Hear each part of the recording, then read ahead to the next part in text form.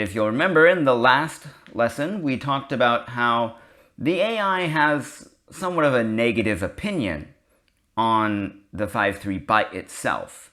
But I also mentioned that the AI likes the 5-3 in a pattern, in an opening pattern. We'll tell you that you should be thinking about the whole board in the opening and not just what one corner looks like.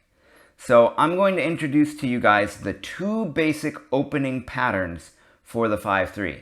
And remember, these are the basic ones. There are more complicated ones, but these are the ones that are the easiest to understand the principles of what's going on. And then we'll look at some real games between professionals where those were played. And that's the exciting part, right? The samurai who played Go. So here we go. To start with, you're black.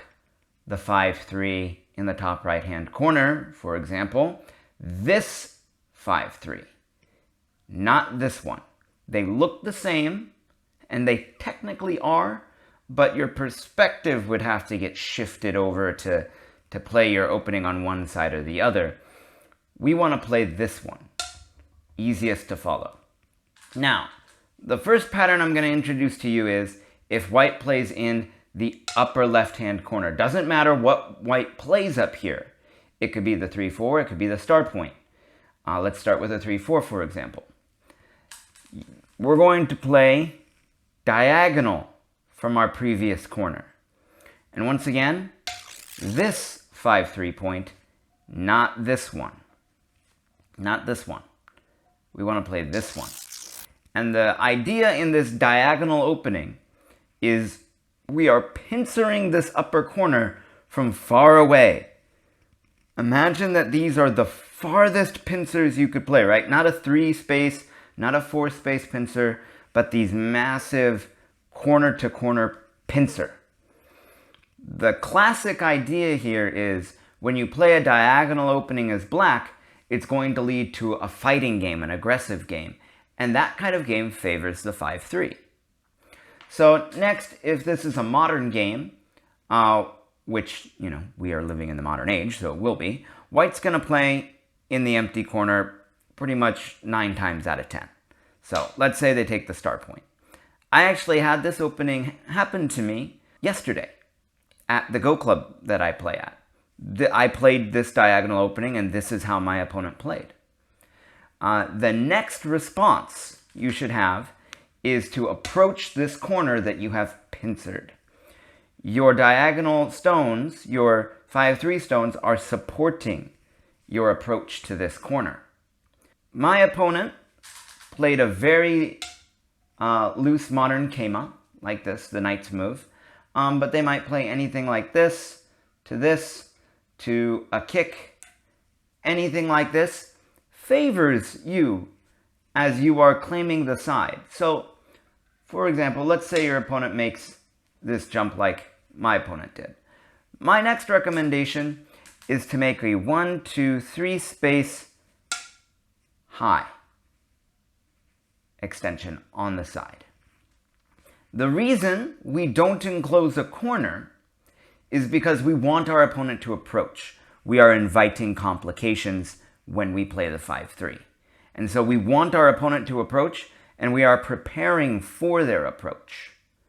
This 1-2-3 space means that if you've taken the typical mistakes 2.0, if your opponent kicks, which they shouldn't do in this situation, they're helping you, right? We now have a perfect 1-2-3 space extension from our 2-stone wall. But this is also perfect preparation for if white plays the low approach next.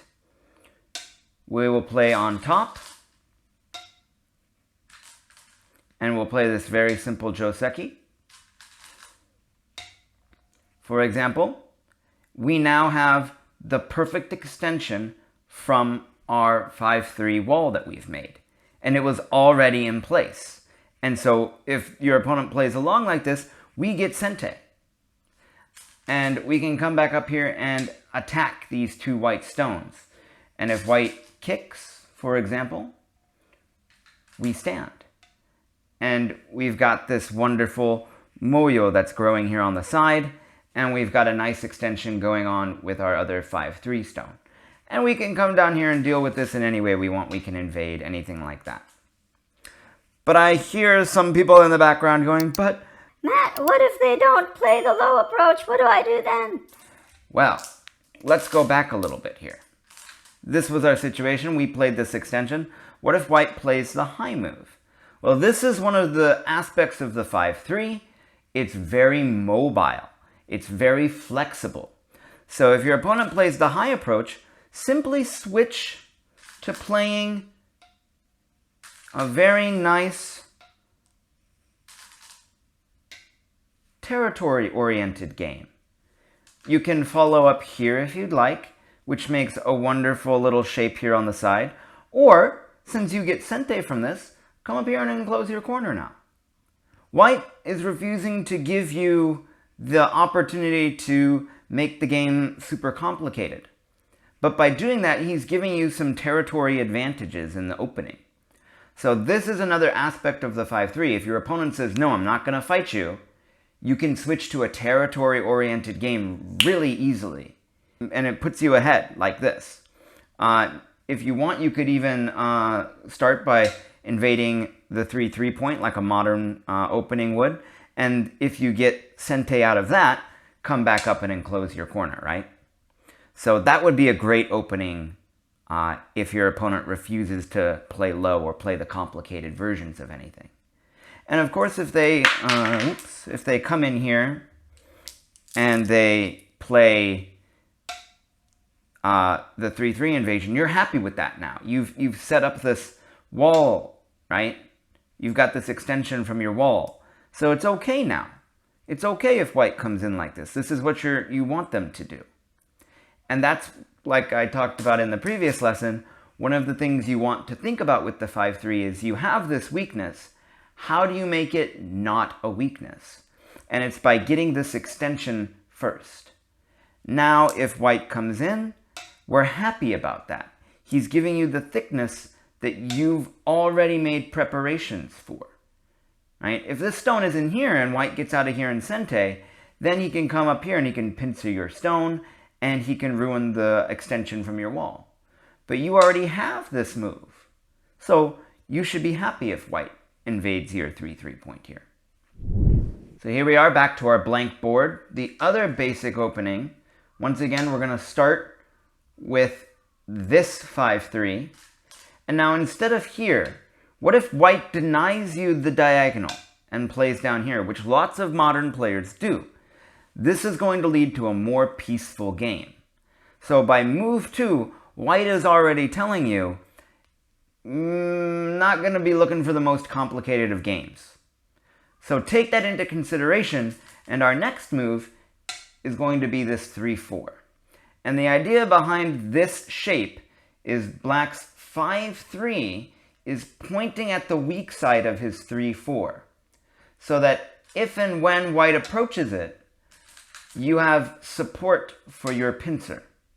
Your pincer is supported. And once again, if you've taken any of the other courses Go Magic offers on the opening, Vadim will tell you that sometimes pincers are a little, they're a little Maybe you shouldn't pincer, the AI recommends the kick, right? But if you have support for your pincer, the pincer becomes a more viable option. And here we do. We have support for our pincer. So, this is the basic parallel opening. Your two stones are parallel. White will come down here and he will take, maybe he'll play a double star opening, he'll play a 3-4, something down here, right? It doesn't matter to us what kind of corners he plays. We have our parallel opening set up. From here, you want to think about how to use your 5-3. So we want white to approach this corner. So we're not going to enclose the corner. What we can do here, though, is approach from this side. And now let's say white answers calmly. This is, once again, we're playing in the modern era. This is probably what white is going to do. And now, as black, you have a few options here. One of the options that I might recommend is, like we talked about last time, there's that crazy, irregular shaped corner enclosure you can do. And we saw this with the Yama game. You can play something like this, and it's similar to playing the start point, right? This is a more modern opening we've probably seen. If you've seen any of the professional games recently, they'll approach, and then they'll support this approach stone while also threatening to enclose the 5-3 like this, right? So this stone gets some support, and the corner starts to become more solid black territory. This is a similar idea, we just have this stone here. And so now if white invades, he's in trouble. This stone can be kind of anywhere we want it to be. You can play here, so that if white invades, now he's already doubled pincered. So let's assume you go this way. Now, if white approaches your corner, as he's most likely to do, we can pincer. And you have what's called a double wing formation from your strange irregular enclosure. And the idea here is you're going to have white jump into this, and you're going to push him out into the center, and while you're doing that, you're going to make territory on the sides. One of the things we need to get used to with the 5-3 in an opening pattern is we're not necessarily looking to turn that into territory. It can be if white lets you. If white keeps refusing to jump in there, eventually just make it into a corner enclosure, and white will have given you this big territory with a double wing formation. So because of that, white is likely to jump into your corner, and that is what you're asking them to do. Jump into the corner, let's start this big fight, and I will make territory from that. When you play the 5-3 and you play this kind of opening, you are not looking to make territory per se.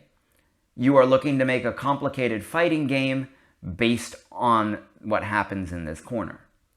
If white refuses to play complications and refuses flat out to get into a big jumbled fight, then you make territory. Then you come in here and you go, fine, I will make this big corner into territory that you gave me. Thank you.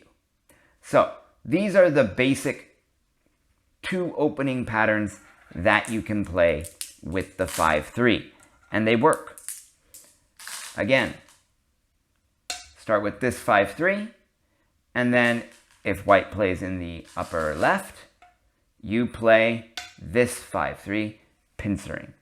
If white plays in the lower left, preventing you from making the diagonal, play this 3-4 point so that your stones are working together already. And this is your parallel opening. By the way, you can also watch these lessons on our platform, gomagic.org. Except there, you'll watch them with interactive quizzes right within the lessons and practical exercises right after them. And if you enjoy watching these Go videos and you don't want to miss others like this one, go smash that like button, subscribe to our YouTube channel, and this is Go Magic.